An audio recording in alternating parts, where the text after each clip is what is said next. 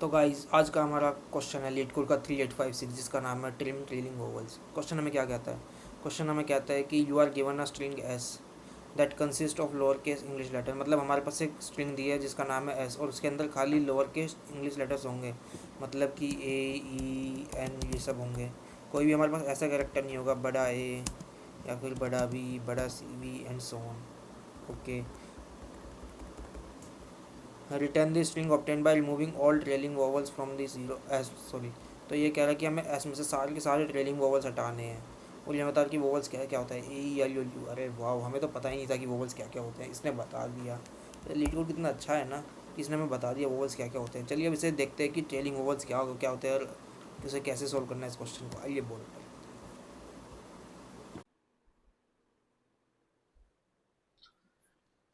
चलिए शुरू करते हैं अपने क्वेश्चन से। क्वेश्चन हमें क्या कह रहा है?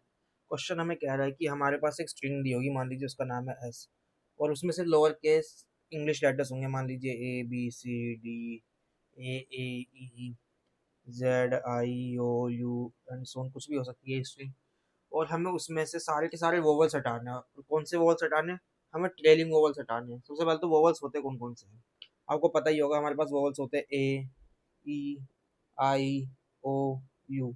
ये पांच जो होते हैं ये हमारे वोवल्स होते हैं। और हमें ट्रेलिंग वोवल्स हटाने हैं। ट्रेलिंग वोवल्स का क्या मतलब होता है?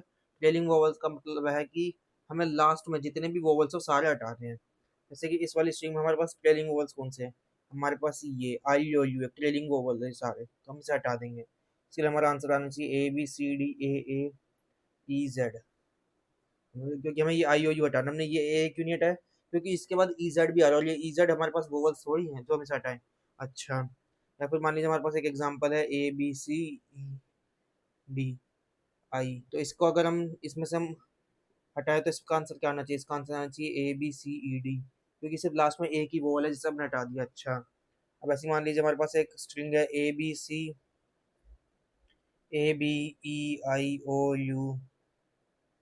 अगर हम इसमें से हटाएं तो ये एक वोवल है, ये एक वोवल है, ये एक वोवल है, ये एक वोवल है। क्या ये एक वोवल है? नहीं, ये वोवल नहीं है। तो मतलब हमारा ट्रेलिंग वोवल्स बस यहीं तक है, तो हमें इन सबको हटाना पड़ेगा। तो हमारे इसके आंसर आना चाहिए कैब। अच्छा, वैसे ही मान लीजिए हमारे पास स्ट्रिंग है ए ई आई ओ यू, तो इसके लिए आंसर क्या आना चाहिए? ये एक वोवल है, यस, ये एक वोवल है, यस, ये भी एक वोवल है, ये भी एक वोवल है, ये मतलब पूरे वोवल है। हम सबको हटा देंगे तो हमारे पास आंसर आना चाहिए एक एम्प्टी स्ट्रिंग।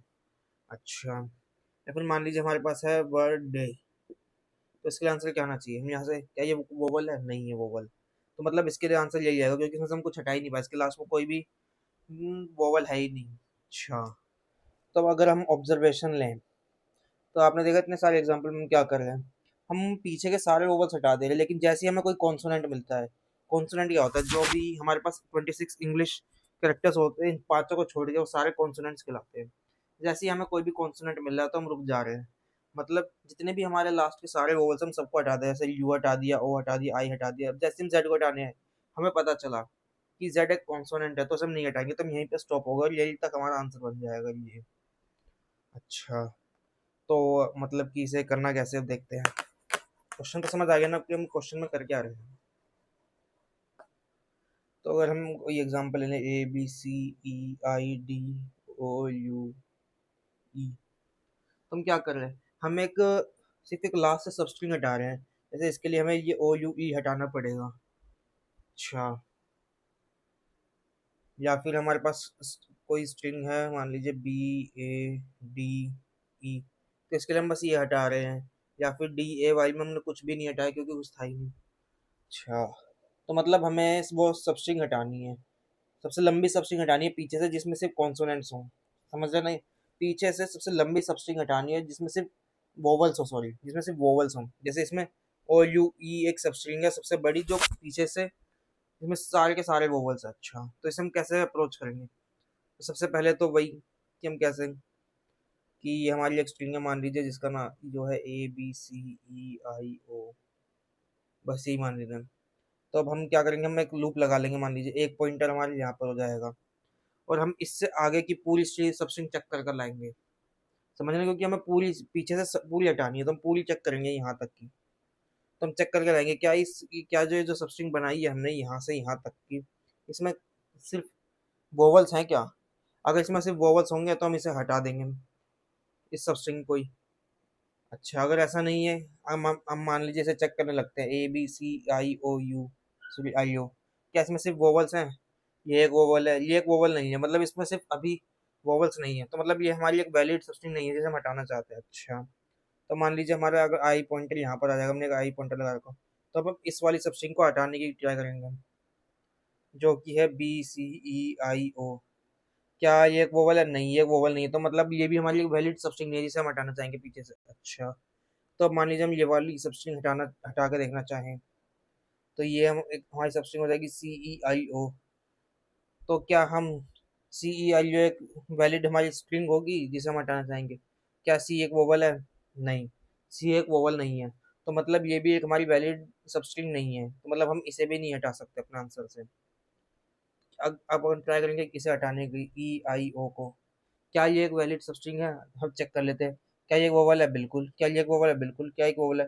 ये तो पूरी एक स्ट्रिंग है जो वोवल है, जिसमें सिर्फ वोवल्स है, मतलब तो मतलब हमें हमारी सबसे बड़ी स्ट्रिंग मिल गई, सबसे सबसे बड़ी सब स्ट्रिंग मिल गई, जो यहाँ जो किसी इंडेक्स से स्टार्ट होती है और बिल्कुल एंड इंडेक्स तक उसमें सिर्फ वोवल्स हैं, तो मतलब हम इसे हटा सकते हैं, तो इसे हम हटा देंगे। तब हमारे पास, हमने उसे हटा दिया, तो हमारे पास आंसर बच गया बस ABC, और हमारा आंसर भी यही आना चाहिए था, ABC। क्योंकि अगर मान लीजिए हम पीछे से अपने वही चेक करें, क्या एक वोवल है? बिल्कुल। क्या एक वोवल है? बिल्कुल। क्या एक वोवल है? बिल्कुल। क्या एक वोवल है? नहीं, तो मतलब मैं इसे हटाना चाहूंगा, तो मतलब ये हमारा आंसर आ गया।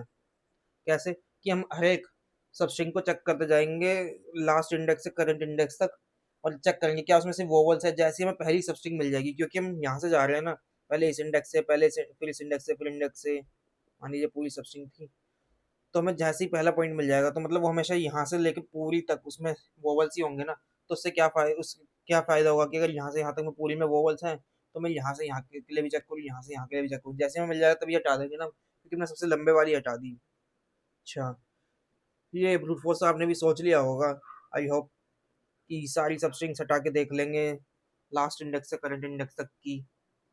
मतलब ये हमारा आंसर था। तो अगर मैं इसके लिए वो लिखना चाहूँ,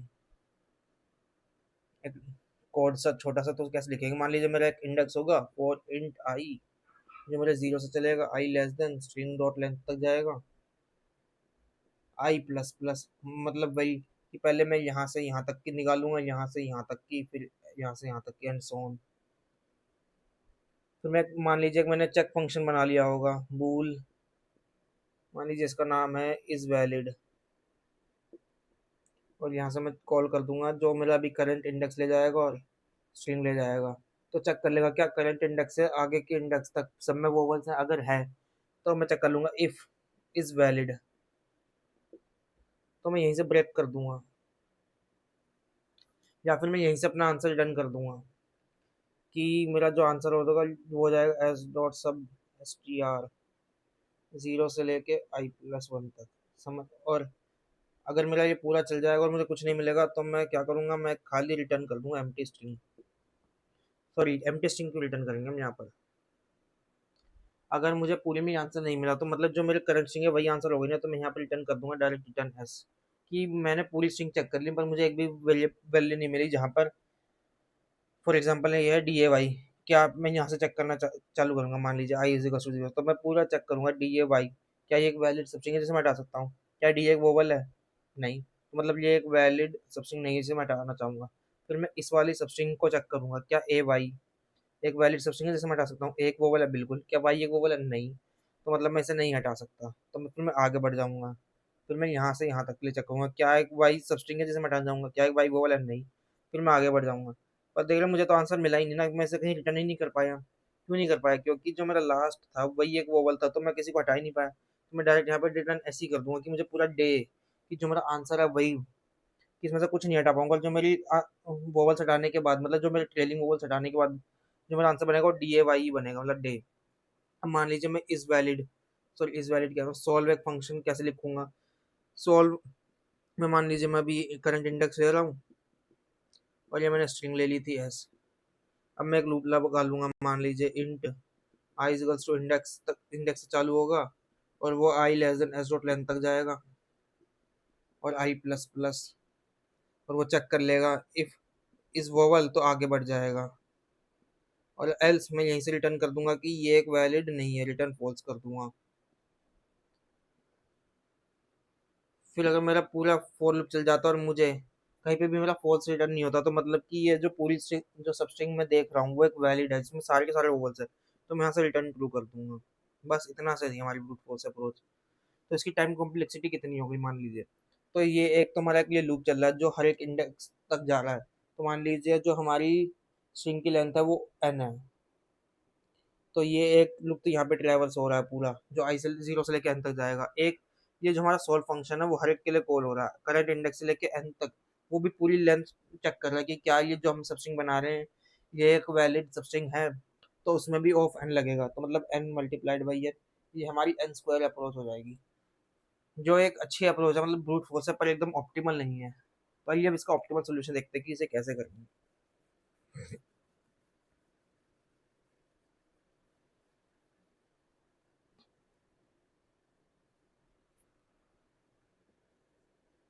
मान लीजिए मेरी सबस्ट्रिंग है ABCEIOU,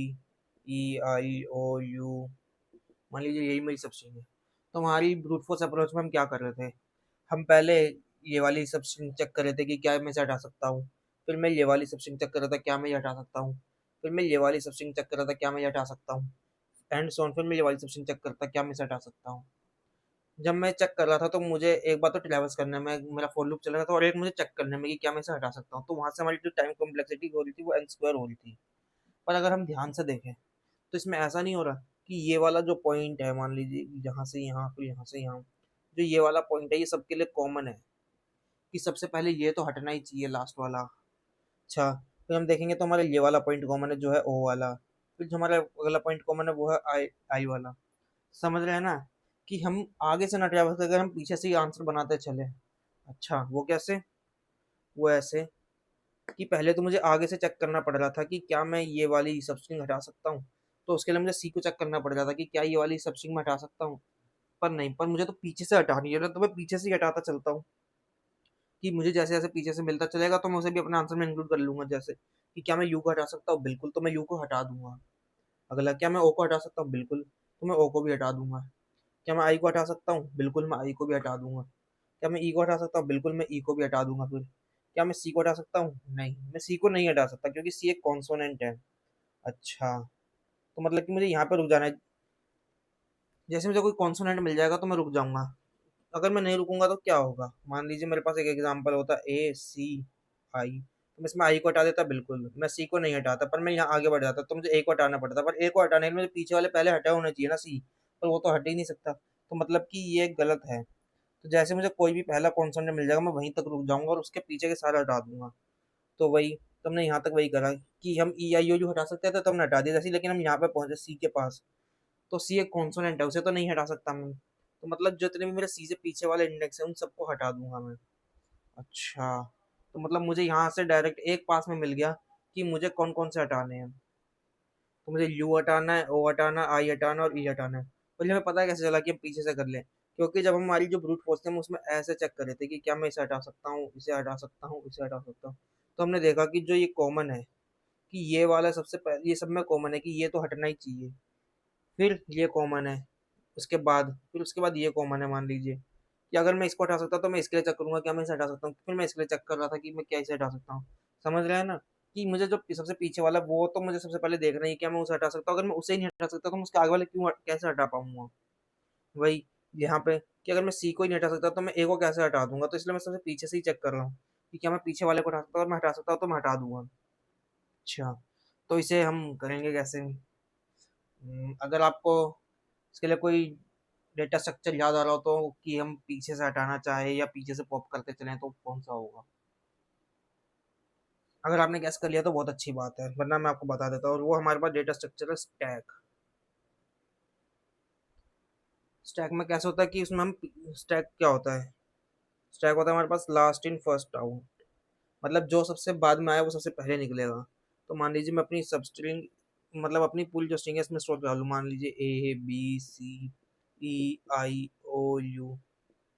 तो अब हम यही नहीं कर रहे थे कि हम पीछे से ट्रैवर्स करते हुए आ रहे थे, तो इसमें भी तो हम यही कि जब हम स्टैक को हटाएंगे जब ना स्टैक को खाली करेंगे तो क्या होगा, सबसे पहले हमें यू मिलेगा, जो ये वाला इंडेक्स था, तो हम यू को मान लीजिए फिर हमें ओ मिल जाएगा अगर हम हटाएं तो, फिर ओ यहाँ पे, फिर हमें आई मिल जाएगा जो यहाँ पर है, फिर हमें ई मिल जाएगा जो यहाँ पर है, फिर हमें सी मिल जाएगा जो यहाँ पर है, फिर हमें बी मिल जाएगा जो यहाँ पर है, फिर हमें ए मिल जाएगा जो यहाँ पर है।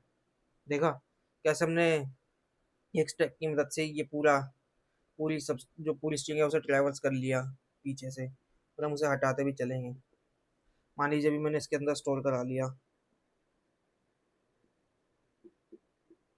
तो मैं इसे कैसे करूँगा, वैसे ही मैं अपने पीछे से चलता आ रहा था, तो मेरा भी मैं मान लीजिए स्टैक डॉट टॉप का यूज़ कर लूँगा, तो मुझे जो स्टैक डॉट टॉप है वो क्या दे देगा, वो दे देगा मुझे यू। तो मैं चेक कर लूँगा क्या मैं यू को हटा सकता हूँ, यहाँ पर हूँ मैं मान लीजिए, बिल्कुल मैं यू को हटा सकता हूँ, तो मैं इसे हटा दूंगा, तो मैं अपने स्टैक में से पॉप कर दूंगा स्टैक डॉट, तो यहाँ से मेरा यू हट जाएगा, और मेरा जो पॉइंटर मान लीजिए मैं जब कर रहा था तो यहाँ पर आ गया, और अब मैं स्टैक डॉट टॉप निकालूँ तो क्या आएगा, जब स्टैक डॉट टॉप निकाल तो वो आएगा ओ, जो मेरा पॉइंटर यहाँ पे दिखा रहा है कि मेरे को ओ पे होना चाहिए, तो मैं स्टैक डॉट टॉप भी वही बता रहा है कि ओ आना चाहिए। तो मैं वही कि क्या मैं स्टैक डॉट टॉप को हटा सकता हूँ जो है ओ, बिल्कुल मैं ओ को हटा सकता हूँ। तो जो मेरी अप्रोच थी उसमें मेरा ओ आ जाना चाहिए था यहाँ पर, और मैं इसे हटा दूंगा तो ये बच जाएगा ये। अच्छा, अब फिर से वही कि मैं स्टैक डॉट टॉप, वो है मेरा आई, क्या मैं आई को हटा सकता हूँ, बिल्कुल। तो मैं आई को मान लीजिए यहाँ पर आ जाता है मेरा पॉइंटर, और मैं यहाँ से इसे भी हटा दूंगा। अब मेरा स्टैक डॉट टॉप आएगा ई, क्या मैं ई को हटा सकता हूँ, बिल्कुल मैं ई को भी हटा सकता हूँ, तो लो इसलिए मैं ई को भी हटा दूंगा। अब आता है सी, क्या सी को मैं हटा सकता हूँ, नहीं। अब मैं सी को नहीं हटा सकता क्योंकि अब जो मेरा सी है वो कॉन्सोनेंट है, तो मतलब मैं सी को तो नहीं हटा सकता, तो अब बस जितने भी मेरे कैरेक्टर्स बच गए वो सब मेरे आंसर में इंक्लूड होंगे। तो मान लीजिए मैंने एक स्ट्रिंग आंसर बना ली, और अब मैं उसमें स्टोर करा लूंगा अपना ऐसे ही, जब तक मेरा खाली नहीं होता तो मैं इसमें स्टोर करता रहूँगा सी, फिर ये आया बी, फिर ये आया ए, तो ये हमारा आंसर हो जाएगा सी बी ए। पर इसमें कुछ गलती नहीं लग रही कि जब हमने यहाँ से आंसर बनाया था तब तो हमारे पास आ रहा था ए बी सी, पर अब हमने स्टैक से आंसर बनाया तो आ रहा है अब हमारा सी बी ए। अगर हमसे देखें तो ये इसका रिवर्स नहीं लिखा हुआ, ए यहाँ पर है, बी यहाँ पर और सी यहाँ पर, इसका रिवर्स। अगर हम ए बी सी का रिवर्स कर दे तो क्या आएगा, सी बी ए। यही तो, अगर अगर हम इस आंसर का रिवर्स करते हैं जो कि होगा ए बी सी, तो ये हमारा आंसर बन जाएगा एकदम बढ़िया वाला, तो हम इसे रिटर्न कर सकते हैं ए बी सी को। पर ये ऐसा हुआ कि हमारे पास उल्टा क्यों बन करा है, क्योंकि अगर ध्यान से देखो तो मैंने क्या देता है, जो स्टैक और लीफो है ना, और हम क्या कर रहे हैं, हमारे स्टैक को करंट स्ट्रिंग को पीछे से ट्रैवर्स कर रहे हैं ऐसे ही, ऐसे पहले यू फिर आई ओ फिर ओ। तो अब हम स्टैक में से जब हम आंसर बनाए तब भी तो ऐसे करें, पहले हमने सी पुश करा, फिर बी पुश करा, फिर ए पुश करा, तो हमारा आंसर भी तो ऐसे बनेगा सी बी ए, समझ रहे हैं ना। पर हमें तो उसे रिवर्स करना है, रिवर्स करना पड़ेगा। जैसे हम रिवर्स कर देंगे तो वो आ जाएगा ए बी सी, और ये हमारा एक वैलिड आंसर हो जाएगा क्योंकि हम पीछे से ट्रैवर्स करता है, इसलिए हमारा जो आंसर है वो भी उल्टा बन रहा है। हम उसे रिटर्न करने से पहले रिवर्स करना पड़ेगा। बहुत बढ़िया। ये भी इसकी हम टाइम कॉम्प्लेक्सिटी निकाल तो क्या होगा, इसकी टाइम कॉम्प्लेक्सिटी वही ऑफ एन हो जाएगी, क्योंकि हम पूरी स्ट्रिंग को मान लीजिए एक बार हमने स्टैक में डालने के लिए, मान लीजिए थी, तो एक बार स्टैक में डालने के लिए हमने स्ट्रिंग को ट्रैवर्स करा होगा, तो उसमें एक ओ ऑफ एन लगेगा। फिर अब हम एक बार स्टैक को देख रहे हैं कि क्या हम कब तक हटा सकते हैं, और एक बार कि क्या हम यू को हटा सकते हैं, हटा सकते हैं, ओ को हटा सकते हैं, हटा सकते हैं, क्या ई को हटा सकते हैं, हटा सकते हैं। फिर जो हमारे लिए बच गए थे इसमें हमने आंसर बनाया है, तो मतलब कि जितना भी पूरा स्टैक हो वो एट मैक्स एक ही बार ट्रैवर्स होगा, अगर हटना होगा तो हट जाएगा, उससे आंसर माना हो तो वो आंसर में आ जाएगा। अच्छा, मतलब O of N plus O of N एक बार स्टैक को खाली करने के लिए एक बार। फिर अब हमारी मान लीजिए एक आंसर स्ट्रिंग बन गई थी सी बी ए, पर ये तो उल्टी बनी थी ना, अब इसे रिवर्स करना पड़ेगा। अब रिवर्स करने में भी कुछ कॉम्प्लेक्सिटी जाएगी, मान लीजिए कि हम एक भी कैरेक्टर नहीं हटा पाए, डी ए वाई था, अब इसमें स्टोर करा दे डी ए वाई, तो वही क्या क्या हम वाई को अगर हम स्टैक डॉट टॉप निकाल तो क्या आएगा, वो आएगा वाई। क्या हम वाई को हटा सकते हैं, नहीं हम वाई को नहीं हटा सकते, तो मतलब जो हमारा आंसर आएगा, आंसर बनेगा वो कैसे बनेगा, वो हमारा आंसर ऐसे बनेगा वाई ए डी, समझ रहे हैं ना। अब इसे रिवर्स करना पड़ेगा, इसकी लेंथ कितनी है ओ, मतलब एन, तो अब इसे रिवर्स करने के लिए कितनी कॉम्प्लेक्सिटी लगेगी, उसके लिए भी एक ऑफ एन लगेगा। तो ये कितना हो गया, ये हो गया of three n, which is same as of n. देखा हमने कैसे हमारे ऑफ एन स्क्वायर वाले सॉल्यूशन को ऑफ एन में लिया है, पर तब हमारा जो स्पेस कॉम्प्लेक्सिटी थी, कोई हम एक्स्ट्रा स्पेस थोड़ी यूज करते, तब हमारा ऑफ वन स्पेस लग रहा था। और जो हमारी स्पेस कॉम्प्लेक्सिटी है वो ऑफ एन हो जाएगी, क्योंकि हमने एक स्टैक बनाया जो सारे के सारे कैरेक्टर स्टोर करेगा, और हमारे पास एन कैरेक्टर्स हैं, तो हमारी जो स्पेस कॉम्प्लेक्सिटी है वो ऑफ एन हो गई है। अच्छा, क्या इससे भी कोई बेटर अप्रोच है? है इससे भी बेटर अप्रोच। अब हम ये स्पेस कॉम्प्लेक्सिटी को ख़त्म करना चाहेंगे, पर ये सेम ऑफ एन अप्रोच के लिए।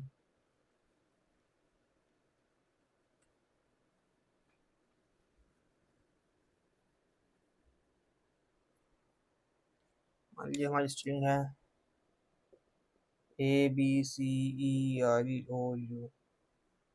हम्म। तो अब हम क्या कर रहे थे, पहले हम वही कि ब्रूट फोर्स में तो पहले क्या ये एक वैलिड सबस्ट्रिंग है जिसे हम हटा सकते हैं, क्या ये एक वैलिड सबस्ट्रिंग है, क्या ये एक वैलिड सबस्ट्रिंग है, एंड सो ऑन। ऐसे ऐसे हम बना रहे थे। फिर हमने जो हमारी बेटर अप्रोच थी उसमें क्या करा, हमने एक स्टैक बना, हमने पीछे से चेक करना चालू किया, क्या हम इसे हटा सकते हैं, इसे हटा सकते हैं, इसे हटा सकते हैं, इसे हटा सकते हैं। अगर हम ध्यान से सोचें तो क्या हमें रियली स्टैक की ज़रूरत है? क्या ये बिना स्टैक के नहीं हो सकता? बस हम यही तो मेंटेन करें कि हम कहाँ तक हटा सकते हैं। तो मान लीजिए अगर मैं एक पॉइंटर रख लूँ, तो अगर यही वही वाली अप्रोच, मान लीजिए क्या मैं यू को हटा सकता हूँ? बिल्कुल हटा सकता हूँ। क्या मैं ओ को हटा सकता हूँ? बिल्कुल हटा सकता हूँ। क्या मैं आई को हटा सकता हूँ? बिल्कुल हटा सकता हूँ। क्या मैं ई को हटा सकता हूँ? बिल्कुल हटा सकता हूँ। क्या मैं सी को हटा सकता हूँ? नहीं, मैं सी को नहीं हटा सकता। तो मान लीजिए मेरा कोई पॉइंटर होता जो मुझे बता देता कि यहाँ तक, कि ये लास्ट पॉइंट है जहाँ पे मैं अब नहीं हटा सकता अपनी, मतलब कि अब मैं इसके जो इधर के कैरेक्टर्स है, जो मेरे लेफ्ट साइड के कैरेक्टर्स है, उनमें नहीं हटा सकता। मतलब ये मेरा लास्ट पॉइंट है जो मेरे आंसर में इंक्लूड होगा जीरो इंडेक्स से। अच्छा, तो अगर मुझे ऐसा कोई पॉइंटर बनाना हो तो वो कैसे होगा?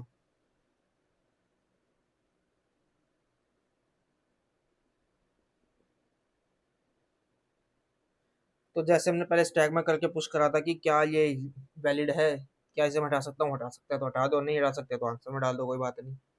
तो वैसे ही अगर मान लीजिए मेरा पॉइंटर है जो मुझे बता रहा है कि जो मेरा आंसर बनेगा वो जीरो से लेके यहाँ तक बनेगा, समझ रहे हैं ना? अगर हम वही स्टैक वाली अप्रोच देखें तो क्या मैं यू को हटा सकता? मान लीजिए मेरा करंट पॉइंटर है यहाँ, जो कह रहा है कि मेरा यहाँ से यहाँ तक का आंसर वैलिड है। मतलब जो यहाँ से यहाँ तक का मेरा आंसर में ये आंसर बनना चाहिए ABCIOU, पर ये तो गलत है। तो हम चेक करेंगे कि क्या मैं इस वाले पॉइंटर को, मान लीजिए इसका नाम है मेरा इंडेक्स, या लास्ट इंडेक्स इंक्लूडेड, जो मतलब कि इंक्लूड होगा मेरे आंसर में, तो क्या ये यू को मैं हटा सकता हूँ? क्या यू एक वोवल है? बिल्कुल, यू तो एक वोवल है, मतलब मैं इसे हटा सकता हूँ। तो मैं यहाँ पर आ जाऊंगा अपने लास्ट इंडेक्स को लेके। क्या मेरा ओ एक वोवल है? बिल्कुल, ओ एक मेरा वोवल है, तो मैं इसे भी हटा सकता हूँ। तो मेरा जो पॉइंटर है वो जा जाएगा यहाँ पर। आई, क्या आई एक वोवल है? बिल्कुल, तो मैं आई को भी हटा सकता हूँ।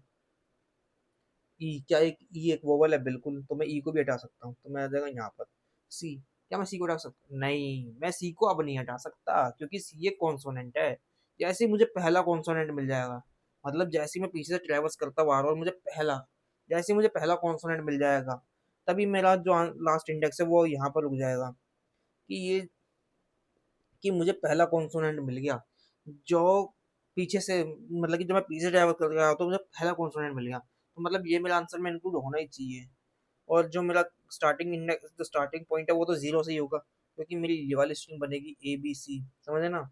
ये मेरा स्टार्ट इंडेक्स हो जाएगा और ये मेरा लास्ट इंडेक्स हो जाएगा जो इंक्लूड करना है। समझ रहे हैं ना कैसे आया ये?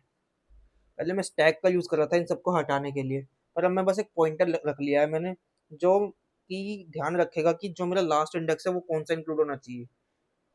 मतलब कि ये बता रहा है कि मुझे, मान लीजिए स्टार्टिंग इंडेक्स है जीरो और ये लास्ट इंडेक्स है टू, मतलब कि ये मुझे बता रहा है कि जो जीरो से टू वाली इंडेक्स, जो जीरो से टू वाली सबस्ट्रिंग है वो मेरा वैलिड आंसर है। मतलब कि वैलिड आंसर का मतलब है कि ये मेरा फाइनल आंसर है जो कि मैं रिटर्न करूंगा। कि मतलब अगर मैं इसमें से ट्रेलिंग वोवल्स हटा दूं तो मेरे पास ABC, जो मेरी सबस्ट्रिंग है जीरो से टू तक, वो ABC है और वो यही मेरा आंसर है। अच्छा, तो हम स्टैक में भी तो यही कर रहे थे कि जब तक हम हटा पा रहे थे तब तक हम हटा दे रहे थे। मान लीजिए मेरा स्टैक था, तो हम जब तक हटा पा रहे थे हम हटा दे, यू को हटा सकते थे, ओ को हटा सकते थे, आई को हटा सकते थे, ई को हटा सकते थे।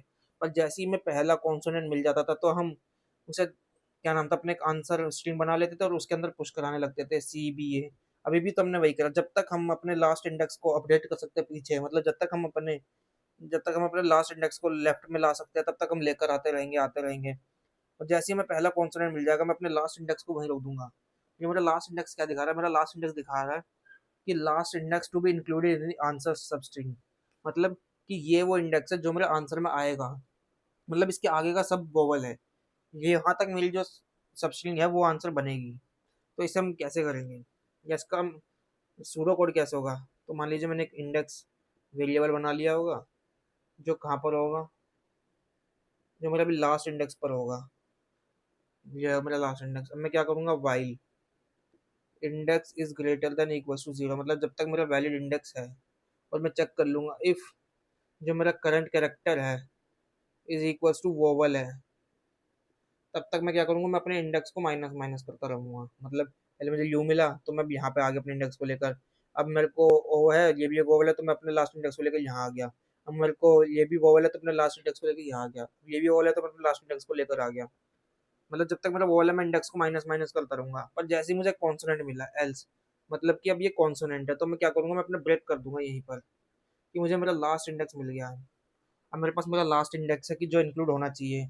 अच्छा ठीक है, अब मान लीजिए ये मेरी सब स्ट्रिंग है ABCEIOU। अब मुझे मेरा पता चलेगा कि जो मेरा स्टार्टिंग इंडेक्स है ये और मेरा लास्ट इंडेक्स है ये, जो कि है 2। तो मैं क्या करूँगा, मान लीजिए मैंने एक स्ट्रिंग आंसर बना लिया।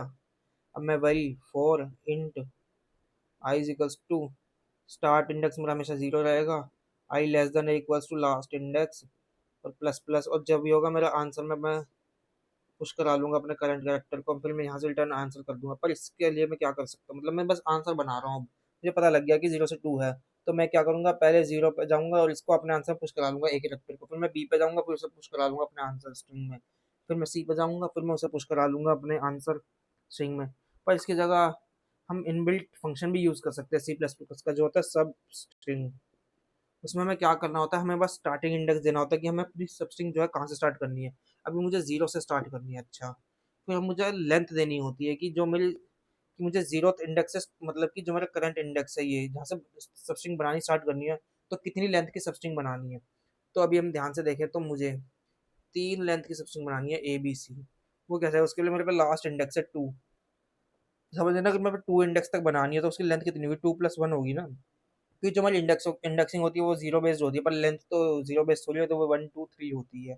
तो अगर मैं अपने लास्ट इंडेक्स में +1 कर दूँ तो मेरे पास लेंथ मिल जाएगी कि जो मेरा आंसर वाली स्ट्रिंग है वो कितने लेंथ की होगी। तो मैं यहाँ पे क्या करूँगा, मैं डायरेक्ट लास्ट इंडेक्स +1 लिख दूंगा। और लास्ट इंडेक्स +1 क्या है, ये है हमारी लेंथ ऑफ आंसर स्ट्रिंग। बस इतना सा था ये।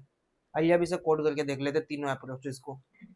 और इसकी टाइम कॉम्प्लेक्सिटी और स्पेस कॉम्प्लेक्सिटी क्या होगी, कुछ नहीं, बस हम एक पॉइंटर ले रखा है हमने जो इस पूरी सिस्टम पे एक बार ट्रैवर्स करेगा। मान लीजिए उसकी टाइम कॉम्प्लेक्सिटी होगी O ऑफ n, क्योंकि वो एक बार पूरी, मान लीजिए पूरी स्ट्रिंग को ट्रैवर्स कर लिया उसने। मान लीजिए ये हमारी स्ट्रिंग थी AEIOU, तो वो पूरी स्ट्रिंग ट्रैवर्स कर लेगा और हटा देगा।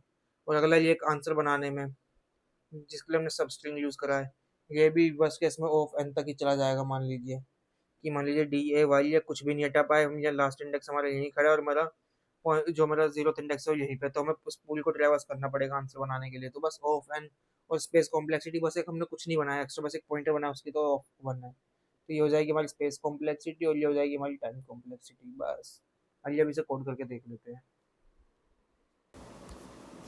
तो चलिए शुरू करते हैं अपने कोड वाले पार्ट पे। सबसे पहले हम ब्रूट फोर्स वाला करेंगे। मान लीजिए ये हमारा ब्रूट फोर्स। तो उसके लिए हम क्या कर रहे थे, हम कर रहे थे कि हम इन करंट इंडेक्स से लेके लास्ट इंडेक्स तक चेक कर रहे थे। मान लीजिए हमारी स्ट्रिंग थी ABCEIOU। तो हम क्या कर रहे थे कि पहले हम ये पूरी सब स्ट्रिंग चेक करते कि क्या हम इसे हटा सकते हैं, नहीं हटा सकते तो फिर हम ये वाली सब स्ट्रिंग चेक करते कि क्या इसे हम हटा सकते हैं, फिर हम ये वाली सब स्ट्रिंग चेक करते कि क्या इसे हम हटा सकते हैं, फिर हम ये वाली सब स्ट्रिंग चेक करते हैं फिर कि क्या इसे हम हटा सकते हैं। अगर हम इसे हटा सकते हैं तो हम इसे हटा देते और अपने बचे हुए से आंसर बना लेते। ओके, तो हम क्या करेंगे, मान लीजिए हम एक लूप लगा लेंगे for int i equals to 0 से लेके पूरी स्ट्रिंग पर ट्रैवर्स करेंगे आई प्लस प्लस इफ़, या फिर मैं यहाँ चेक कर लेता हूँ बूल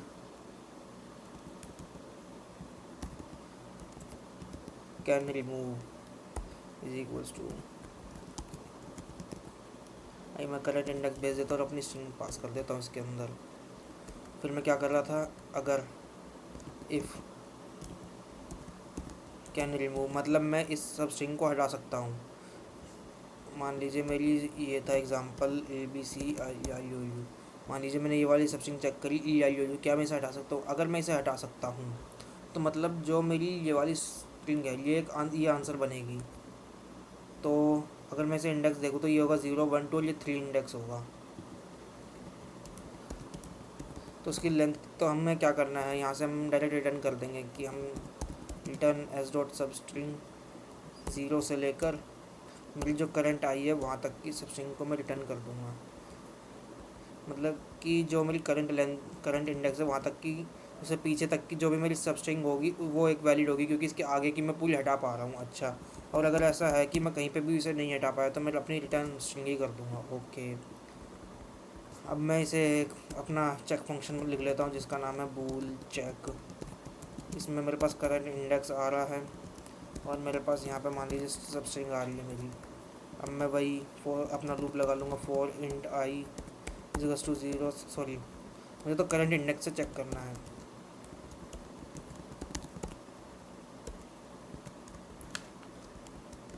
अभी मैं अपना करंट कैरेक्टर निकाल लेता हूँ कि मेरा करंट कैरेक्टर क्या है। तो वो आ जाएगा मेरे पास एस ऑफ आई से। अगर मेरा इफ़ सी एच, अगर मेरा मान लीजिए वोवल है तो मान लीजिए हमारे पास वोवल कौन से होते हैं, वोवल होते हैं हमारे पास ये सब ए ई, और कौन सा होता है हमारे पास वोवल, वो होते हैं आई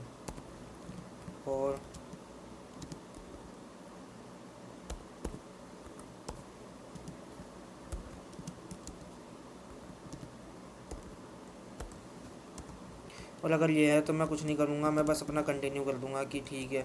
और एल्स अगर मेरे पास इनमें से कोई कैरेक्टर नहीं है, मतलब मेरे पास कॉन्सोनेंट आ गया, मान लीजिए मेरे पास जो सब स्ट्रिंग आई हुआ आई ए बी या फिर ए ई आई एच, तो ए ई आई तो वैलिड है पर एच वैलिड नहीं है ना।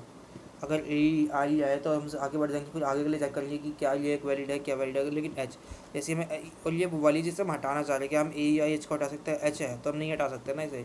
जैसे ही में एच मिलेगा मतलब कि वो एक कॉन्सोनेंट, मतलब कि वो एक वोवल नहीं है, कॉन्सोनेंट है, तो मतलब मैं इसे नहीं हटा सकता। तो मैं यहीं से रिटर्न फॉल्स कर दूँगा कि मैं इस सब स्ट्रिंग को नहीं हटा सकता। और अगर मुझे कहीं पे भी कॉन्सोनेंट नहीं मिलता तो मैं यहाँ पर रिटर्न ट्रू कर दूँगा कि मैं इस वाली सब स्ट्रिंग को हटा सकता हूँ बस। अच्छा, इसे रन करके देख लेते क्या ये चल रहा है, क्या हमारी अप्रोच बिल्कुल सही है। बिल्कुल हमारे सारे टेस्ट केस पास हो गए हैं। अब इसे सबमिट करके देख लेते हैं क्या हमारे हिडन टेस्ट केसेस पास होंगे।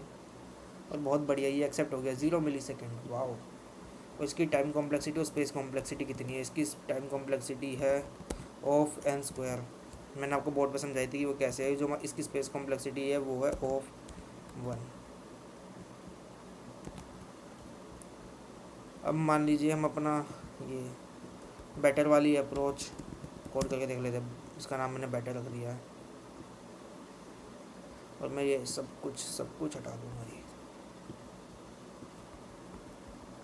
मैं इसको कमेंट करके रख लेता हूँ क्योंकि मुझे ये भी बाद में चाहिए होगा। तो उसमें मैंने क्या करा था, उसमें मैंने आपको याद हो तो एक स्टैक बनाया था कैर टाइप का, मान लीजिए इसका नाम है एस टी। अब मैं इसके अंदर क्या करूँगा, मैं इसके अंदर पहले मैं अपनी पूरी की पूरी स्ट्रिंग को पुश कर दूँगा।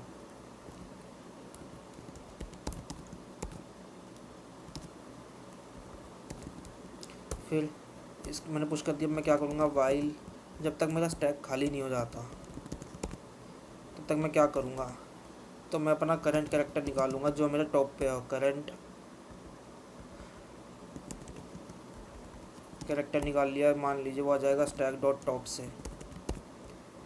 फिर वही बात कि अगर हमारा ये है कमांड सी,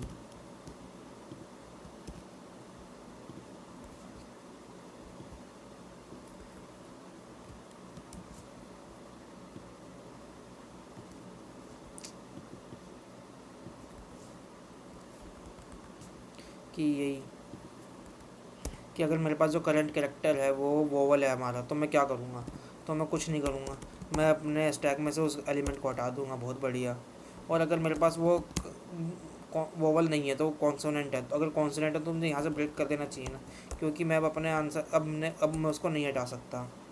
समझे ना कि मान लीजिए मैंने एग्जांपल दिया था आपको A B c e I O you का, तो हम पीछे से चेक करते आ रहे हैं क्या हम यू को हटा सकते हैं, क्या ओ को हटा सकते हैं, क्या ई को हटा सकते हैं, आई को ई को हटा सकते हैं।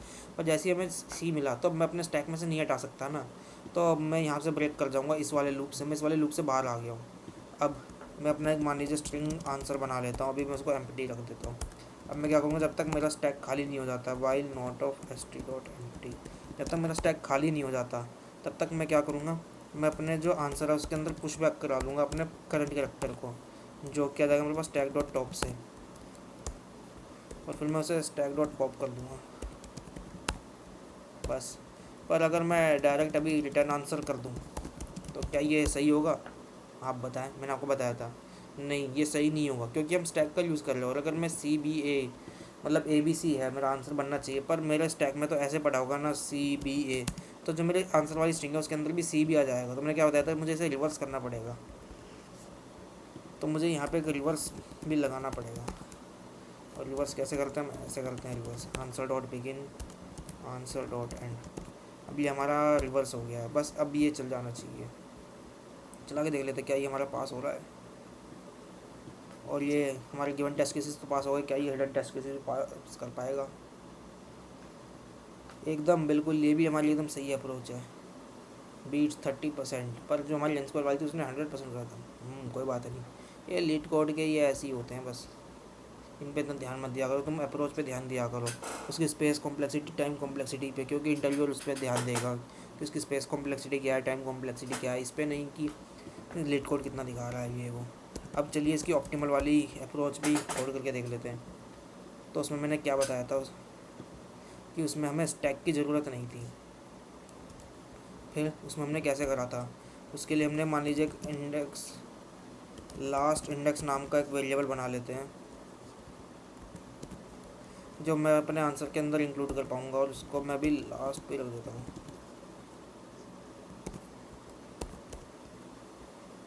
अब मैं क्या करूँगा, वाइल मेरा जो लास्ट इंडेक्स है ग्रेटर दैन इक्वल टू 0 है, मान लीजिए कि पूरी स्ट्रिंग ट्रैवर्स करनी है मुझे। अब मैं अपना करंट कैरेक्टर निकाल लेता हूँ जिसको मेरा लास्ट इंडेक्स पॉइंट कर रहा है, वो है ये। फिर यही वाली लाइन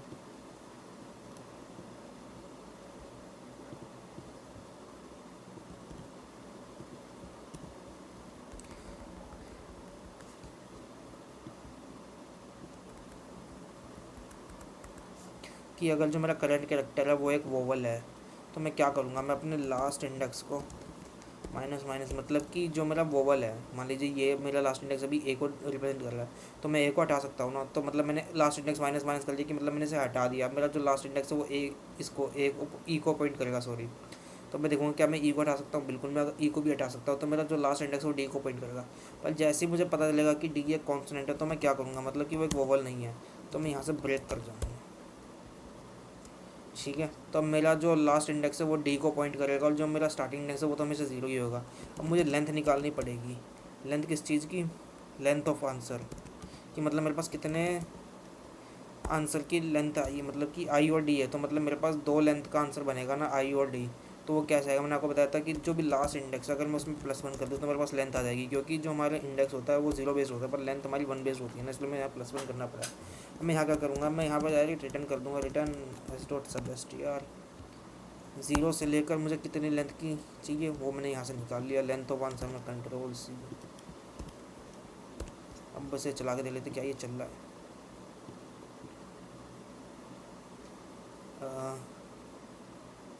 सॉरी ये स्पेलिंग मिस्टेक हो गई, ये लास्ट इंडेक्स था। बहुत बढ़िया, ये सारे टेस्ट के पास हुए, क्या ये एक्सेप्ट होगा?